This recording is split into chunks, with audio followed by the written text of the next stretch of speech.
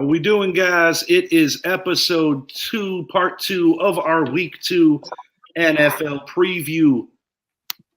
I am your host, Richie, here with my guys, Mr. Mike Zappi, San Antonio, Texas, Mr. Idris Salam out in North Carolina. I believe you're in Charlotte tonight. Is that right?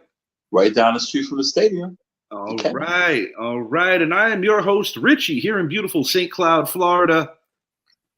We are hitting on the second half of our Week 2 NFL preview. Some of the better games are reserved on this episode, just kind of the way the schedule breaks. 4 o'clock's going into prime time, usually the better games, at least earlier in the year. Mm-hmm. And we're going to be starting it up in Arlington, Texas.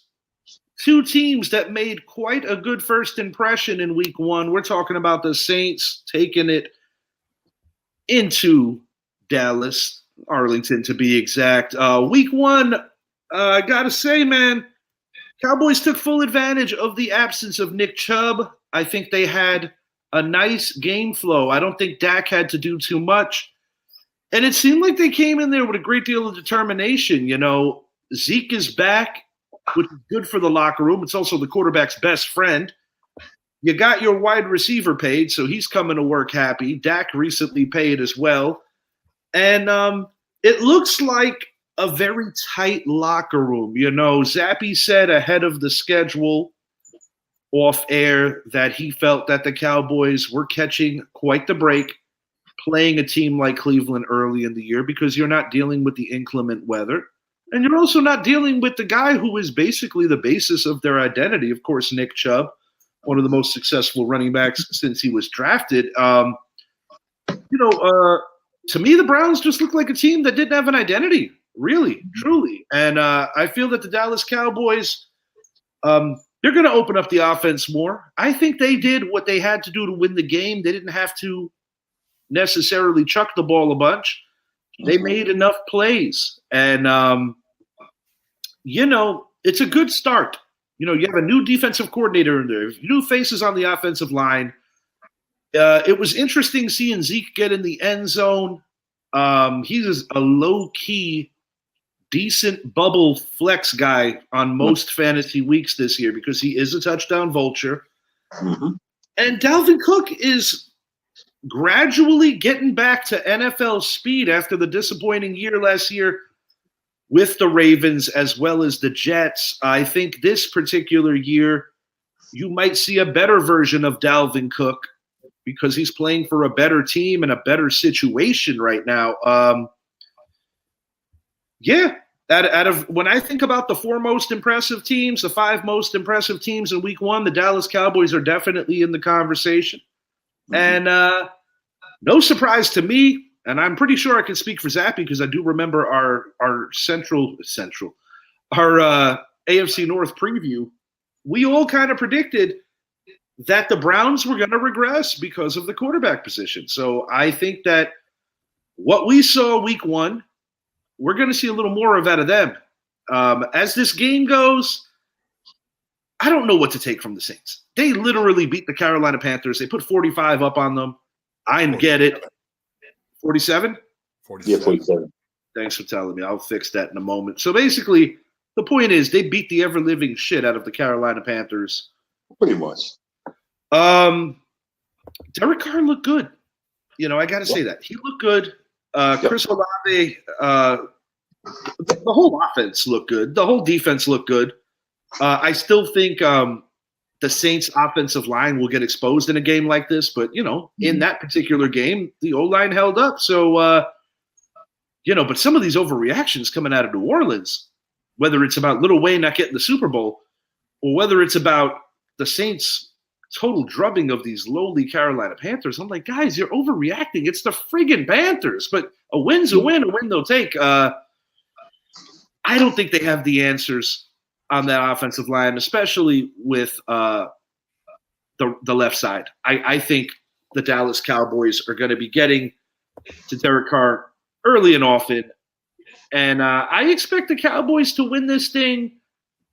I'm going to go 30 to 20. I think that's like a mercy score late for the Saints. I think the Cowboys are never going to truly be in trouble in this game. I just don't think the Saints have a true answer to keep heat off of Derek Carr, and I think Derek Carr is going to be forced into some mistakes, and you may very well see a couple of pick sixes or possibly game swinging turnovers, maybe not to the house, but that are going to set up Dallas with very favorable field position. But I think what we saw last week is not something that you're going to be holding on to with the Saints. I think the Carolina Panthers really are that bad. Yeah, everything you said. This is not Drew Brees versus Dak or Tony Romo. They don't have enough. Dallas got the defense. They got the offense. This is gonna be ugly, man. I'm just gonna get my score. I'm gonna go 37-17 Dallas. Yeah, because with the short fields, I think Dallas could put up points without necessarily going the course of the whole field. I just don't think it's going to be a pleasant experience for the Saints this week. I think they're going to come down to earth rather quickly. Our resident Cowboy fan, Mike Zappi, floor is yours. I mean, I'll start off with last week. Some of the things I was impressed with, number one is, the biggest downfall for Dan Quinn was his inability to coach against teams that ran the West Coast offense. And the other big downfall with Dan Quinn is he always wanted smaller players to rely on their speed. Insert Mike Zimmer, and you saw the difference. We have the size finally, and our speed, especially at the linebacker level, was unbelievable. You talk about a guy like Eric Kendricks, who is now manning the middle of our defense, a true middle linebacker, something we've been missing for quite some time, since a healthy Sean Lee, if you really want to put it that way. And then if you look at Demarvion Overshawn, that guy is special. I loved him when he was at UT, but unfortunately his rookie season was cut short when he tore his ACL in week 2 of the preseason. But, you look at some of the things that going into this week's game, you look at the Saints, they rushed for 180 yards this past week against the Panthers. Meanwhile, the Cowboys slowed down the rushing attack of the Browns to 93 yards. And then you look at the passing yards by the Browns, most of those came during garbage time. I fully expect this Cowboys defense to tee off. They had 25 pressures against the Browns this past week. 25 pressures. That's 7 more than the next team across the NFL in week 1. We had 17 quarterback hits. Micah Parsons could have easily had 4 sacks in the game, but Deshaun Watson was able to get out of each 3 of those sacks. And then you look at this Browns team that is missing Brian Ramczyk, who went out before the season started. Talise Fuaga, their first-round draft pick, left tackle, meet Micah Parsons, because I'm sure he's going to be teeing off. And then offensively for Dallas, you said it best, Richie. Dak didn't need to do much, but the times he did, he showed why he got that contract before kickoff. He showed why CeeDee Lamb got that contract a week earlier. They made critical plays at critical times, set the tone early, where Dallas ended up playing a complete game. You look at offensively, they did well. Defensively, they did amazing. Special teams, you got a special team punt return by, I can't even think of his name right now. But, all in all, I look at this game and I look at it as, look, the Saints were playing the Panthers 17 times, they'd probably go 15-2, 16-1. But everyone's going to, or at least there's going to be other teams that are going to have that luxury of playing the Panthers. And this time, New Orleans is going to come into a hostile environment. The fans are waiting for this game because we know how their season ended last year. So that stadium is going to be rowdy this Sunday afternoon. I fully expect this to be a blowout early. I think this is going to be a game where we're going to see CeeDee Lamb blow up for 125-plus yards and a touchdown, maybe 2. Whether Jake Ferguson plays or not, I don't think he needs to. Honestly, I would sit him and let Dallas get up early and then turn to the running game the way they did against the Browns and let Zeke, Rico Dowdle, and even Deuce Vaughn get to work. All in all, I look at this as a blowout. I think Dallas is going to win this by 3 touchdowns, 34-13. I have to see more from this Derek Carr-led team. Yes, he had 200 yards passing, 3 touchdowns. But again, this is against a very depleted Panthers defense. They traded their best defender, best pass rusher this past offseason to your team. without him there. J.C. Horn, he was a top 10 pick, but he hasn't. That's really another lived up to guy the that I status. could see getting dealt at the deadline. He's and young in his career, but I could see it happening. And the other thing I want to see is while Derek Carr had 200 yards passing, and we know 59 of those yards came on one play to Shaheed, Chris Olave were non-existent in this game, where you put up 47 points and you accounted for one reception, I believe. And now you're going to have this pass rush coming along with guys like Trayvon Diggs, who loves, if you misthrow that ball, he's going to pick it. So I just don't think this is going to be much of a game, to be honest with you. Nothing against the Saints. I'm just not sold on them yet, because if they would have done this against the Buccaneers, then I think this would be a completely different conversation. Yeah. The weird thing about week 1 is that I noticed that a lot of projected number ones or guys who were already number ones really had quiet days. Marvin Harrison coming in, the bona fide assumed number one for the Cardinals. They almost struck lightning that could have turned the game around. They didn't. He had a quiet one. You look at Christian Kirk in Jacksonville. A lot of people feel that he would be Trevor Lawrence's favorite target, but instead the rookie, Brian Thomas Jr. has the big one. Malik Neighbors, all in all, given how terrible that was, he did just fine for a debut. But around the league, Olave, another example. Shaheed is that 9-route, hot route, get behind the defense guy. He showed some worth in fantasy last year. I actually picked him up down the stretch last year. But you mentioned the tight end position, Zap. So if Ferguson is no-go, do you still have Hendershot on the roster? No, we traded him to the Chiefs. It's Blake Schoonmaker and Hunter Lipke, our fullback / tight end. So that's why I'm not too concerned with Jake Ferguson playing. Although it was an MCL sprain, although he can go, honestly, I would not send him. I would rest him. We have a big game coming up next Sunday against the Ravens at home that we're going to need him for. I don't believe in risking injury for a game like this. No, I don't either. I can see the Saints hanging for the first quarter, but if you are right and Dallas gets off to that quick start, it's going to be even worse because, to your point, it's exactly the verbiage. They could tee off. The team that Dallas handled last week, the Cleveland Browns, are going to Jacksonville, a team that probably should have won week 1. Somebody is going to be facing an 0-2 deficit after this one. The Jaguars lost a tough game, mainly predicated off of the fumble from Travis Etienne.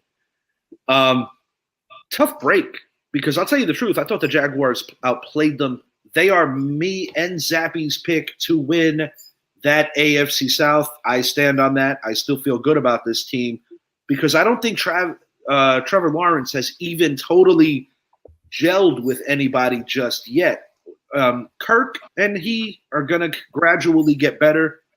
A lot of slot situations is where he's going to shine.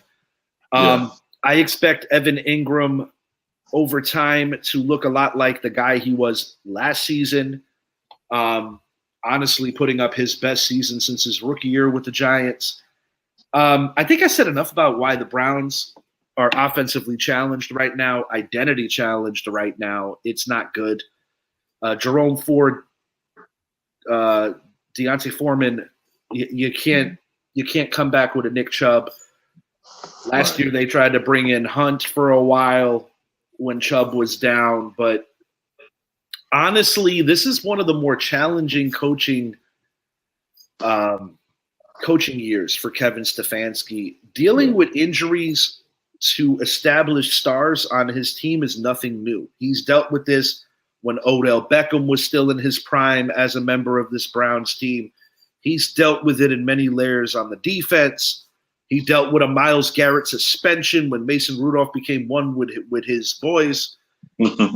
But Myles Garrett lost his shit. But the point is, Stefanski has made a great living out of always doing more with less or with a lot of adversity. But this is the year that I really think Stefanski will not have the answers. And quite frankly, I think this Watson deal really screwed up the market. I think it's only a matter of time until Amari Cooper tries to get out of there. Yeah. Both these offenses need to gel, but the Jacksonville Jaguars are closer to doing it. I think Cleveland's defense keeps them in it, but I've got the Jaguars winning this thing 24-17. I think it will be close, but I like the Jags to get their first victory of the year. Yeah, I'm going the same way. Jacksonville should have won last week. That NTA fumble messed them up because they had Miami beat, plain and simple. Yeah, they really did. Yeah, I felt like last year. I'll say the same thing about Deshaun Watson. I mean, this is leaving personal feelings aside. I just don't think he's the same player he was in Houston. Mm-mm. I think he's too far away from the game. There's some positions you just can't just jump in there and do whatever. The game speed, I just think, and I also feel like you feel about the contract. I think he set the market, and I think he restructured his deal, but you still, Cleveland's paying a knot for this guy. When you think, when you really think that this guy got paid in that division before Lamar Jackson, a guy who at the time was a one-time MVP, now he's a two-time MVP. Yeah, it's really crazy when you think about it from that layer. That contract is also a reason why the Giants were kind of like in a weird place where they kind of had to pay Daniel Jones, but they really didn't necessarily want to. But now you look at that deal, and I can't believe I'm even saying this, but you could say that it is a semi-bargain if Jones is even functional. We already know we spoke about that on show 1. He's cooked. Watson's cooked. I think the only reason this is going to be close is because the Browns defense is going to show up and Trevor Lawrence is still growing into Doug Peterson's quarterback. He is not quite there yet. Yeah. Honestly, man, when I look at this Browns team, I know I just hit on them some right now, but I look at an issue with, there's a reason why they kept 44 quarterbacks on the team, 3 of them on the roster, 1 of them as the reserve quarterback. Yes. Deshaun Watson, to me, doesn't seem like he's playing the game that he loves. We know he went there because initially he did not want to go there, but whenever you come out and say, we're going to offer you $230 million fully guaranteed, you take the money. This is anybody wanted to really go there? Johnny Manziel. Johnny Manziel, and maybe not even, because like when LeBron went back, he was kind of doing it for damage control to kind of repair his image for breaking their hearts the first time and watching him go to 4 straight NBA finals. So I would say, God, the only guy that really wants to be in Cleveland and mean it is Jose Ramirez. And Jim Brown. Yeah. Jim Brown, yes. Rest in peace, sir. Jim Brown loved that city. But, it's just there's an issue. And whenever your quarterback is playing that way, it tends to carry over to the rest of your teammates. You have Jameis Winston backing you up. If you go into Jacksonville this week and your offense comes out flat again, we know the defense is going to show up. They have a good defense. They have a very good defense. Yeah. But if Deshaun Watson goes out there and comes out flat and he's not doing anything, where he's throwing under 50% through the first half, 50% through the first 3 quarters, I think you've got to make the change at quarterback. Yeah. And there's a reason why you went out and traded for a guy like Jerry Jeudy. There's a reason why you went out and drafted traded for Elijah Moore, and why you traded for Amari Cooper is so to air the ball out. And there's one thing we know with Jameis Winston, he doesn't have any fear of airing the ball out. He'll throw 33 touchdowns, but he'll throw 33 nor the Flacco. Exactly. And I just look at this Browns team where they're going to be in this game. Jacksonville, look, they slowed down Miami's run game last week to a tune of 91 yards total rushing. And you look at this Cleveland Browns team, we know what they're going to do with Jerome Ford to start off the game. They're going to hand the ball off because they're going to try to keep it out of Deshaun Watson's hands. But if Jacksonville gets off to a 17-0 lead in this game as well, it's not going to be the same outcome that we saw with Miami, because we know with Miami, they have the speed to change the game in a matter of seconds with Tyreek Hill and Jalen Waddle on the outside. And we saw it happen with them. We saw Tyreek Hill scored that long ball. We saw Jalen Waddle go down the field for a 60-yard gain. We know they can do it. The Browns, on the other hand, do not have that luxury. I fully expect this to be a close game because of the Browns defense. In my opinion, the team that makes the least amount of mistakes is going to be the team that wins. And right now, I just have to tip my hat to the home team, because really, when you look at it, Trevor Lawrence, I think he's got something with Brian Thomas. I really do. I think Brian Thomas, I've said it a few times, he could very well be the best receiver to come out of this draft. He would be the number 1 receiver in any other draft, but because who he's going up against, he's the 4th best. but he could, statistically speaking, he could be the one that puts up the best numbers this year, especially when you look at Rome Odunze coming off, he's injured. Marvin Harrison, he's got a quarterback saying it's not my job to force the ball to a wide receiver when Marvin Harrison was open most of the game, and we know what's going on with and then Malik, and then Thomas's LSU teammate Malik is like, doing what he can. Yeah, when there's separation battles, and their quarterback's like, it's not my job to throw it above a knuckleball. No, and we know Daniel Jones, his job is to throw touchdowns to the opposing team. Anyways, I thought you were going to say throw touchdown. Like, wait a minute. Okay, you got it right. You got it right. Opposing team. But all in all, when I look at this game, I think Jacksonville may not be the better team, but I think because they have the home crowd and because they're playing Deshaun Watson that does not look motivated at all, they do come out on top. I'm going to give them a score of 24-20, 24-17, something along the lines of that. I'm going I gave my score, right? Well, if I didn't, I'm going Jacksonville. I'm going to go 27-17. You got them winning by 10. That would definitely win for the spread on that. It's just, this is a quarterback-driven league. That's why the New York Giants are in such disarray right now. That's why the Cleveland Browns, I don't understand the logic of letting a man like Joe Flacco leave. I do like the fact that you have Jameis. I think that's a guy that's deserving of one more shot. He had bad luck in New Orleans, really bad luck. And I feel that if things just went a little differently, he may have thrived and succeeded there. I would like to see Jameis get a shot with this team. He needs to. Because honestly, if I'm Amari, Elijah, Jerry, or Njoku, or any of those guys, I want someone that's going to throw the ball to me. I really do. Do it. And you can't win the way the Browns are trying to do because you don't have Nick Chubb. Don't have Nick Chubb. Not for another at least three more games. Yeah, they don't have the kind of running game like the 49ers or your team where you could plug guys in and everything's going to be okay. They are not set up that way. Idris, going to start this one with you. Pittsburgh Steelers traveling to the Mile High City, taking on the Broncos. Bo Nix era has begun, mixed bag. And the Steelers still winning ugly via the field goal, really taking care of biz. What are your thoughts on this one? Bo Nix is a rookie. He's from Oregon. He's going to struggle. Pittsburgh has a good defense. They get at the quarterback. I'm not Chicago because I'm thinking about Justin Fields. I'm going to go with Pittsburgh. Low scoring game. No, I think they'll pick it up a notch. I think they'll get 21 this time. Let's go 21. I'm going to go 24. Will this be 7 field goals this time, or no? I think they'll. Are we going to score some touchdowns here? I think they'll cross the goal line twice at least. I'm gonna go 24. I'm gonna go 24-17 Pittsburgh. Any scenario where the Broncos could maybe catch them? I think it would have to be later in the year. The only scenario where the Broncos catch them is if they're self-inflicted wounds by the Steelers offense. Yeah.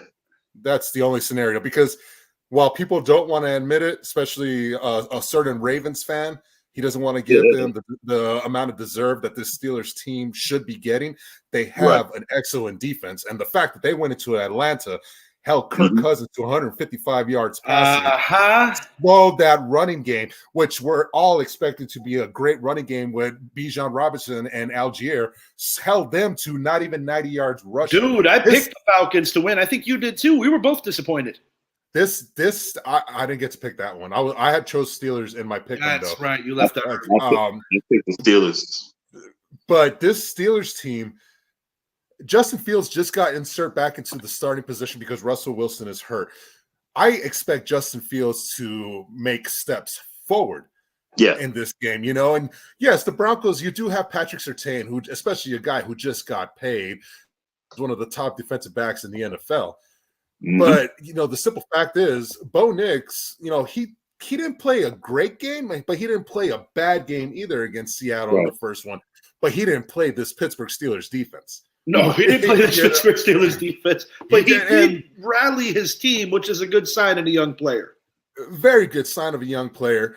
But, I look at it, one thing that Denver has going for them, it is a home game, but Pittsburgh already went on the road once this week against, in my opinion, a better team, a better offensive team, I would say a better defensive team as well, especially when you look at all the additions the Falcons made. I think I agree with Idris. I think the Steelers are going to get it into the end zone a couple of times this time. It might be a Najee Harris run. It might be a Jalen Warren run. I think Justin Fields is going to get himself his first touchdown pass this week as well. Look, Broncos. He's be one rushing, one passing. That could very well be that too. Bo Nix, look, he's the future. First quarterback to be starting since John Elway as a rookie. First quarterback to be named team captain since 1966. I'm not even going to guess who the quarterback was for the Broncos. But, that says a lot about this young man. I mean, is he that young after he played 6 years in college football? But all in all, this Steelers defense, Mike Tomlin always finds a way to win these dirty games. This is going to be one of those games. It'll be a lower scoring game, but the Steelers, I believe, will come out on top. I'm going to go with a score of 20-17. Yeah. I'm gonna go Steelers 26, Broncos 17, a 9-point victory for the Steelers. Last thing I want to say, if there was ever an appropriate game where you almost want them to start Russell Wilson if he was feeling well enough, is for this one, because I'm going to be honest, I understand that he wasn't necessarily the guy, so to speak, that anybody truly wanted. But he was disrespected in a grand way, and he kept his professionalism. And I personally would like him to come in there and stick it to Sean Payton. Just my opinion. And to piggyback off of what you're saying, as crazy as this might sound, we might have ourselves a part 2 of this story, because I don't necessarily know if Tomlin and company want Russell Wilson starting at all. No. But you've got the Broncos this week. Let's go with the assumption they win. You're 2-0. You host the Chargers next week at home. We're talking 3-0 now. And then you go to Indianapolis week 4. If you come out on top, then you host Dallas week 5. If you're on top 4-1, 3-2, or even 5-0 in the first 5 weeks on Justin Fields, and if he's playing but not making mistakes, because he didn't make any errors this past game, dare I say quarterback controversy? You got to stay with the hot hand. You got to stay with the hot hand. And about 4 years too late, the New York Giants, during the week 7-ish area of the season, make a deal for Russell Wilson. I'm just kidding. They're not going to really do that. That was something that they always flirted about. He has a better chance of actually playing for the Yankees, because technically, just stop it. But the good thing, if we got him, we wouldn't have to pay him no money. I mean, would he play second? I would give him a shot over Torres. I mean, just saying. All right. The Cincinnati Bengals heading to Arrowhead, a team they're very familiar with. Guys, unlike Dallas. Not this year. Unlike the Niners, 2 NFC powerhouses, everybody's paid. Everybody's feeling good. Micah, not yet, but you know that they're going to figure that out. The point is, the Niners and the Cowboys are rewarding their guys that have done it in big moments. The Chiefs have done that. The Cincinnati Bengals not paying Jamar Chase? I don't get it. Are you choosing T. Higgins? T. Higgins isn't healthy right now. He's probably not going to play in this one. The point is that this is a negative cloud that is going to loom over this team until that is resolved. And having said that, it's embarrassing to get beat at home. They are historically a slow team to start in the Joe Burrow era. A slow starting team in the Joe Burrow era. They have been for a while, but it's just not a good energy right now. And you lose a Tyler Boyd to free agency. They don't necessarily have that penciled in comfortable number 3 guy. You lost Joe Mixon. Your O-line is still not great. This could be ugly. It could be. But To piggyback off what you said, it'd be right on cue with the Cincinnati Bengals because as you're speaking of Joe Burrow, this is his 5th season now as the starting quarterback for the team. Only once since Joe Burrow era has this team not started off the year 0-2. That was 2021. They started the year off 1-1. Every other year, it's been 0-2, and it looks like no, it doesn't look like it's going to be again this year. And to emphasize the Jekyll and Hyde sitch with this Bengals team over the last few years, the weird part is that I think going into Arrowhead and feeling that kind of environment, I expect Jamar Chase, Joe Burrow to show up. I think this is actually going to be a closer game than people realize. And for the bettors, I would stay away from this for the simple fact that, you know, the Bengals just lost to the freaking Patriots. So everybody's supposed to just naturally assume that they're going to like lay down and die. I expect a very competitive game here, although the Bengals win or lose, probably lose, are still going to have that dark cloud following them until they figure out what the hell they're doing and pay Jamar Chase. I like the Chiefs 30-24, and I'm going to call it now. I smell a controversial call going against the Bengals in crunch time. I'm just going to call it now. It's kind of messed up. But I do think Joe Burrow, Jamar Chase will be on the same page, and they're going to make up for being embarrassed. 0-2 is not something that phases Zach Taylor's team. They will be okay in the big picture. I did pick them to win this division. In about another few weeks, I might be forced to back up off that. But for now, I'll still stand on it. The world champions by 6 over one of their main nemesis who has really been a thorn in their side. Well, I don't share your sentiments. No T. Higgins. You just got Jamar Chase. He's disgruntled. Yeah, and they usually start 0-2. They're going to start 0-2 this week. But I think I'm calling a 10-point spread. I actually 11. I'm saying 31-20 KC. KC got a hell of a wide receiver. You know who I'm talking about. They got quite a few of them. No, I'm talking about that rookie. Yeah, Xavier Worthy maximizing that guy just the iceberg. That kid's gonna be good. Yeah, he's fast, and Mahomes loves him already. The sickening part about the Chiefs right now, the sickening part is that in addition to being in a position where they actually could three-peat, I'm going to take it a step further and say that they have a legitimate chance to go undefeated this year. Hey, I'm gonna coin a phrase from Coming to America. That boy good. Damn right he's good. The sickening part is there's a team that could be talking about three-peating right now. This team is also the team that lost 4 consecutive Super Bowls in a row.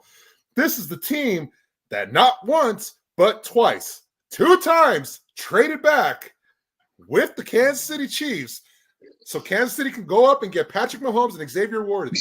Buffalo Bills, what are you thinking? You don't get credit because they're the Super Bowl champs. You don't get to say, hey, we were the assistants. No, like the Buffalo Bills could have had Mahomes and Worthy. No, you know what you get? You get wide right 2.0. That's Xavier Worthy this is going to be a bad man. He's going to be a bad man. Not to mention Hollywood Brown on this team is a welcome addition because of the veteran experience. Juju's back. Yep. Pacheco's winning the ball. And if Pacheco gets banged up, you could still trust Edwards-Helaire enough.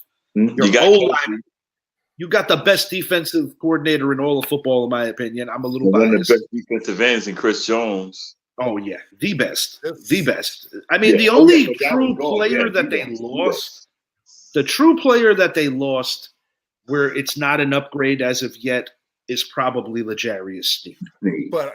But they'll look at who replaced them. He's an up and coming guy that by season's end is going to be a great cornerback. That's for that team.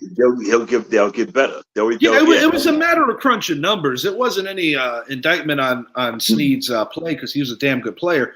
It had more to do with trying, similar to what the Patriots did. The Patriots used to let a lot of popular players go to keep it going. And this is interesting, right?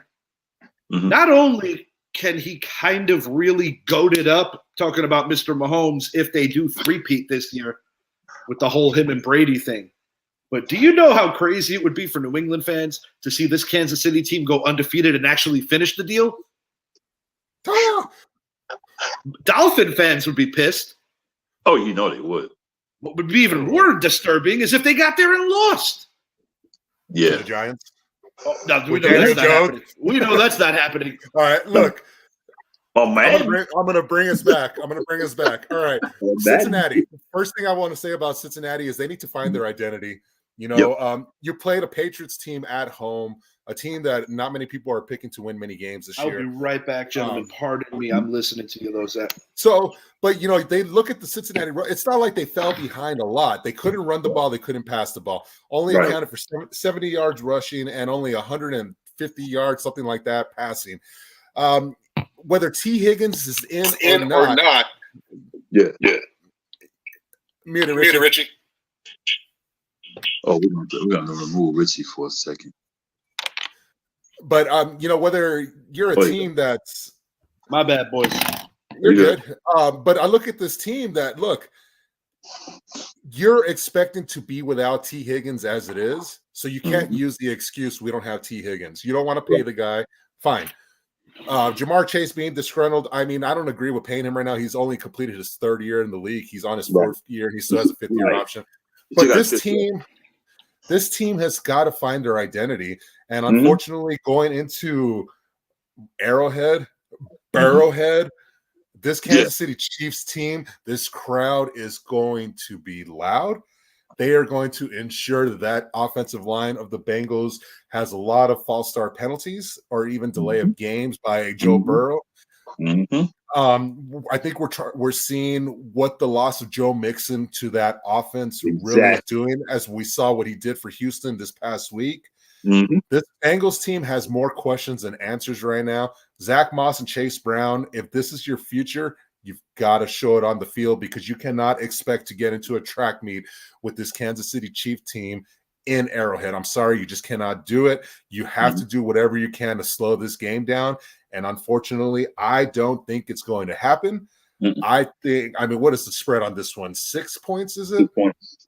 Yep. If it's, I don't even think Cincinnati is going to be able to cover, because I mean, also look at their secondary. This is a secondary that lost a 5-point spread, secondary that lost other players. You know, it's just right now, Cincinnati, yes, they're going to be fine down the road, but this is just not the game you want right now. I think if they were facing them week 15, it'd be a much different outcome. But I definitely look at the Chiefs to put it on them early and often. And how are you going to slow down the speed of Xavier Worthy, Rashee Rice, Hollywood Brown's probably not playing, but they just have speed all over the field. I think the Chiefs are going to win this one 34-17. I don't think Cincinnati's going to have much of a chance. And I do say 34-17 with a late touchdown. So really it'll be like a 34-10 type of score. I just don't think Cincinnati has the team right now to be able to compete with this Kansas City team. You know what? I feel the same way, because unlike last week, KC had they had a dogfight. They had a dogfight with Baltimore, but Baltimore is more complete than this Cincinnati team. Yes. And I'm raising my score to 34-20. I just don't see it. They got Jamar. There's no Samaje Perine. There's no Joe Mixon. There's no T. Higgins. You got Jamar Chase. You got Joe what Burrow. the hell am I talking about? And you got Jamar Chase. Kansas City Chiefs. They're gonna run them, man. That's what they. It's Arrowhead for one thing. Like you said, Burrowhead. That's going to be the loudest that crowd's going to be all season. That alone, just that alone, Burrowhead, because they quoted that 2 years ago. Yeah. I mean, this team / these fans, they don't forget these kinds of things. I'm giving the Chiefs a late touchdown on a turnover. That's how this goes. It's going to be a forced pass to the house. That's going to be the two scores. 37-24 Chiefs. Chris I've Jones been to Arrowhead one time in my lifetime, and Arrowhead is loud. Oh, it's pretty nasty. I've been there, but never for a game. I got to tour I've it. been there one time, and I had a migraine. Yeah, it's no joke. It's Different kind of. They talk about that 12th man, but I don't think anything's beating Arrowhead. But see, when I went, that was back. I was back in the '90s when they wouldn't talk about the 12th man. That's back in the '90s when they weren't even in the NFC, and they weren't even gimmicky, so to speak, yet. Because let's be real, the Seattle Seahawks got a little gimmicky for a while. And and also remember, nothing against Seattle and the 12th man. That stadium only gets as loud as that stadium gets when their roof is closed. Kansas City is doing this every week with no roof. Bro, you got guys putting their lives on the line to watch a football game that want to go shirtless. Like, literally. That is literally, we saw guys die. Yeah, like, don't lie. We know it's never happened. We know we haven't seen the three-peat, but I think this is probably the best chance, the best team. We saw, the word adversity fit the Chiefs perfectly last year going into the playoffs. And to me, once they overcame it and overcame a deficit against the 49ers, there's no stopping them anymore. There's a lot of football left. It is literally only week 2. My preseason prediction was the 49ers to end the Chiefs' three-peat bid, but I also said that Kyle Shanahan has to stop out-coaching himself in these Super Bowls because he's 0 for 2 in those scenarios. One as an OC, one as a head coach. We're going to move it along to Sunday Night Football. 0 for 3, bud. 3. Twice against Kansas City. Yeah. I forgot. Yeah, I honestly forgot about the Garoppolo game. They did blow a 10-point lead. I think I was still, like most of the country, in a bit of a personal mourning with the Kobe Bryant situation. I was a little foggy, come to think of it. Oddly enough, that is literally the first podcast I ever did. As a member of the Jordan Patrick Show, the very first episode we ever did. I'm actually going to shoot it to you, Zap. We spoke on AJ Hinch, Pete Rose, Bill Belichick, the whole art of cheating thing and what's worse and what's better. And obviously we honored Kobe because I remember Richard Sherman coming to the arena with a Kobe Bryant jersey. Sunday Night Football, Chicago Bears 1-0, miraculously, traveling to Houston to take on C.J. Stroud's guys. The Texans are looking to continue the good momentum. I'll be honest, both these teams should have lost last week. The Indianapolis Colts had the Texans where they wanted them. They allowed that one to slip through their fingers. Stephon Diggs, a guy who could potentially earn the name of Team Obliterator, as opposed to the false narrative that Skip Bayless gave Terrell Owens. I can't believe I'm fending for Owens, but the truth is the truth. I love how Owens handled him man-to-man. I really think that this game is going to be a little closer than people are expecting. I expect Caleb Williams to step up his game in this particular matchup. However, the absence of Rome Odunze will hurt. I believe you're going to see a big game out of somebody that we're not even talking about. I think Cole Kmet is going to have a big game because you're going to need that security blanket. You're going to need to find that third option, so to speak. I like the Texans by 7, but I think the Bears defense will keep them honest. I think ultimately what puts this away is in crunch time. I think Williams is going to make some mistakes, and I think that Joe Mixon is going to put his extra stamp on this thing. I got the Texans winning by 10, 31-21. 31-21 in favor of the home team, but I do think the Bears are ascending gradually. You're generous. It's going to be a blowout. Bad, huh? You got it bad? Caleb Williams. I still don't trust Caleb Williams. And with Rome Odunze out, I think they're going to go down to Houston. And Houston's going to raise the roof because of what happened last week where they barely walked out of Indy. 31-13. Joe Mixon is going to run the hell out of them. All right. Mr. Zappi, your thoughts before we hit on Monday Night Football? Look, Caleb Williams played at home with Rome Odunze, and Keenan Allen might miss this week also. Exactly. And all Caleb Williams was able to do was account for 2 points, of that 24 points. It was a block punt and an interception. Yep. That was the difference. The Titans should have won that game 17-6. Yeah. But they didn't. They didn't. That too bad you lost. Chicago won. You're 1-0. But now you're going into a hostile environment. That's a hostile environment right there. Because I guarantee you that crowd is going to let Caleb Williams know he is not worthy of the number 1 pick. None of us thought he was. No. You passed for 93 yards all against a Tennessee Titans defense that is nowhere near as good as what Houston's defense should be this year.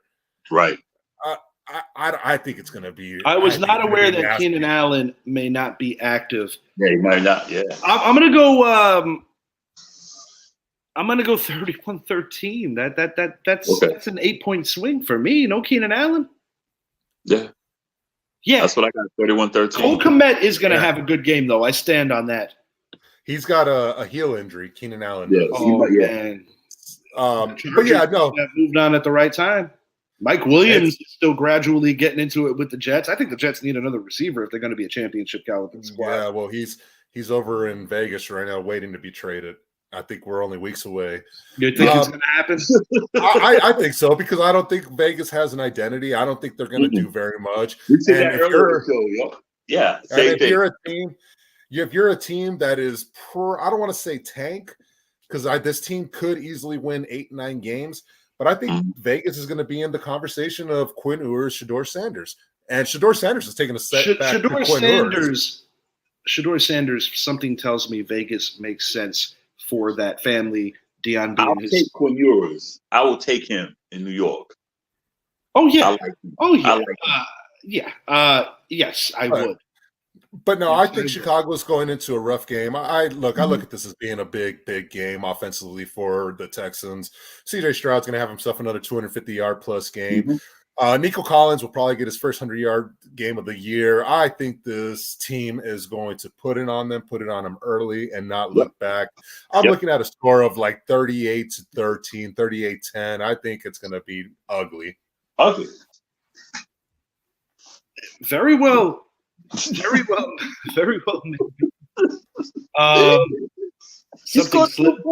Something slipped me about back to the Davante Adams thing.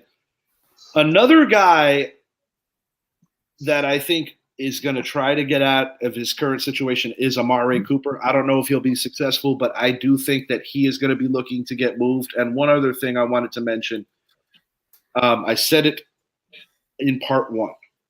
The Raiders are getting into that terrible habit that the Indianapolis Colts were in for too long. Stop messing around with these retreads. You guys have to draft a quarterback of the future. Outside of my beloved New York Giants, they might be the next team that is that desperate, and pretty soon it's going to be the Carolina Panthers as well. Monday Night Football, we got the Battle of the Birds. We got the Dirty Birds taking on the Philadelphia. I wanted to say the shit birds, but I would say the filthy around here. I mean, you did say it though. The filthy birds. The filthy birds. I mean, their fans have been known for devouring horse manure after winning a Super Bowl. That's just what we do. Hepatitis waiting to happen. Oh, my. Okay. The Atlanta Falcons only were able to put up 10 points against the best defense in the state of Pennsylvania. No knock, Philadelphia. You're not on Pittsburgh's level defensively yet. However, I really like what Howie Roseman did, bringing in 2 quality corners to challenge and put some serious expectation heat on Slay as well as Bradbury. This man constantly gets it right in the NFL draft and always knows how to manipulate the salary cap. Got to give him credit for that. Former Giant Saquon Barkley, what more can you say? The man had one of the better games of his career, adding to yet another game where he has dominated the Green Bay Packers. That man always ups his game against Green Bay. Jalen Hurts has to take better care of the football, boys. A lot of unforced errors. It's very rare in today's NFL that you could turn the ball over 4 times and still win the football game. The Eagles were able to pull that off in part because of Green Bay having to settle for field goals early. And let's be real, later in the game, I felt like there were a couple of ticky-tack calls that really stuck it to Green Bay. But at the bottom line is Green Bay couldn't get off the field when they needed to. And there was also some miscommunication in the third layer of the defense, So the Eagles right now offensively have all the answers. They truly do. Even with the sloppy play, they are going to be a tough out for anybody on that side of the ball. Their defense is still a work in progress. Keys to victory for the Falcons. I do think this is going to be a close game for the sheer fact that if you look at recent Eagles history, usually week 2 is always a game that they tend to have a nail biter. Not to mention, I think Kirk Cousins doesn't fear the Eagles. He plays them relatively well, or at least he plays them enough. Going back to his NFC East days, seems like every year he was a Viking, they played each other. Y'all forgive me. I'm texting Aaron. I don't have to apologize for texting the wide receivers coach. Yeah, I'm still tired of giving to bring Saquon on the show.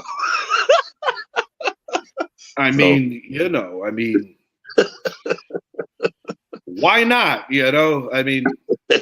I'm sure I could tell him something positive. I haven't sold his jerseys yet. Mr. Zappy, my prediction for the game, Philadelphia Eagles 27, Atlanta Falcons 23. I think the Eagles are going to have a couple of more turnovers that keep this game closer than it probably should be. And I think the Falcons are going to do a much better job on the ground in this particular game. I saw Jaden Reed have a hell of a game against these Philadelphia Eagles. I think this week the guy that's actually going to make them pay is actually going to be Kyle Pitts, the tight end. One of the biggest things with Kirk Cousins coming in is that I really felt that he was going to bring along the careers of Drake London and Kyle Pitts. I still think that's the case. I don't think week 1 is indicative of the kind of team that the Falcons have. But I like the Eagles by 4 here. The Eagles have mastered the one possession victory. Oh, you're forgetting one very important statistic in regards to this game. It is the most important statistic in my view. Kirk Cousins' record on the road during primetime games. It is absolutely horrendous. He is 4-12 in primetime games on the road. And we saw it over and over again. He is not a primetime quarterback.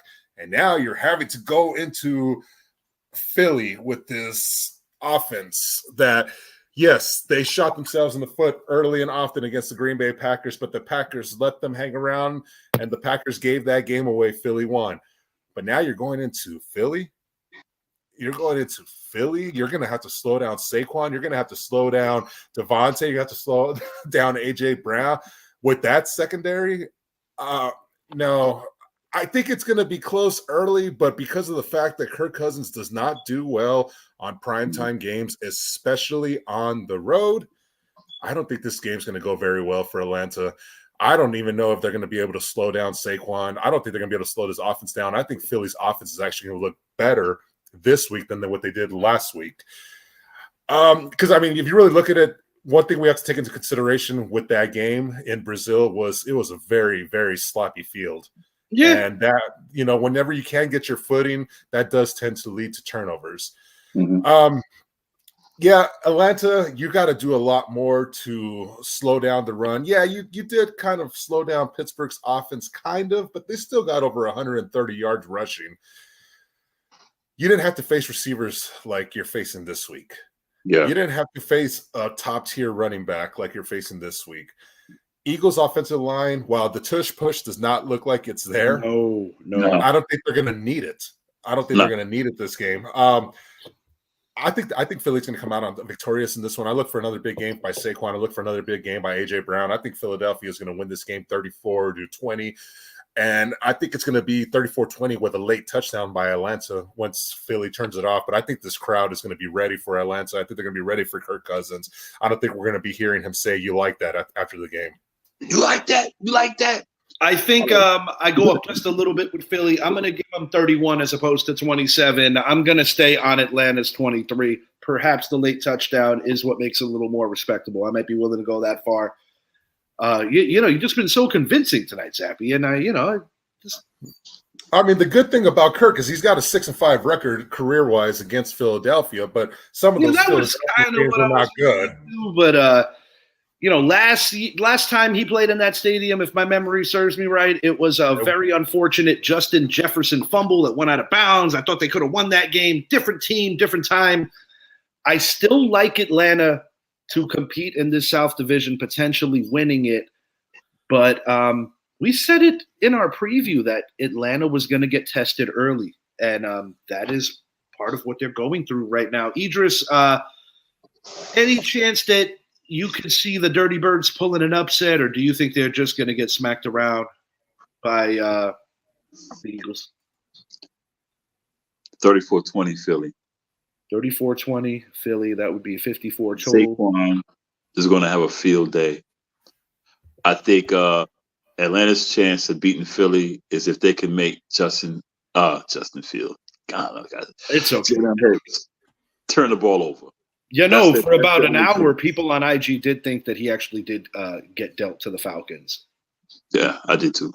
That's their only chance. They got to make him turn the ball over, and they got to capitalize because other than that, Saquon, Brown, they're going to kill him.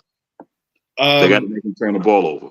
That's the only way. And also, the thing with Saquon, in my honest opinion, I think he is in the running, and I think he will be right there, top 3, possibly top 2 for Offensive Player of the Year. Yeah, if he stays healthy, Offensive Player of the Year this year. I think this Saquon Barkley guy is playing very motivated right now. Yeah, it's a good situation for him, no question about it. Guaranteed money, which is also a motivational factor to want to bring it back to the guys that are actually paying you. It could determine the future of previous GM for Saquon, Joe Shane. That will be revealed. I still, regardless of how good he is, thinks that he wanted to leave regardless. I don't care what the cameras showed. I don't care what's on audio. I believe that he saw this Philadelphia opportunity as his last chance to play for a real winner, not to mention that he has PA roots. In the final 2 minutes, gentlemen, a guy who I have a world of respect for had a rather embarrassing moment go down in the world of IG. And, we got to keep it semi-light around here. Are they going to change the show name to Club Slay Slay after what we saw, kind of heard? Listen, I have nothing but love and admiration for that man, Shannon Sharpe. I loved him as a player. I love him as a podcaster, as a host, having his show. He's just friggin' awesome. Know what's going to change his name to? But Club Shay Shay's Boom Boom Podcast. Boom Boom Podcast. Final minute. Guys, he didn't know how IG worked. I mean, I know you old, Unc, but I'm not buying it. Podcast hosted by Club. But I'll tell you what, something that I really respect in the era of nothing but lies.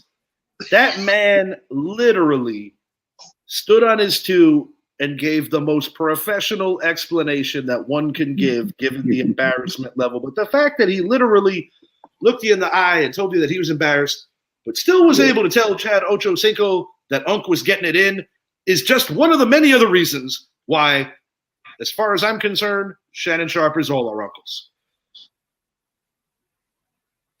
He was no one's uncle. He was definitely daddy. Oh, my. And on that note, I am Richie. He is Idris. He is Zappy. Good show, boys. We will be back in the near future. And we also have some more baseball coming around the pike because it is heating up in the MLB as well. Yankees big walk-off today behind Jazz Chisholm. For the boys, we are out.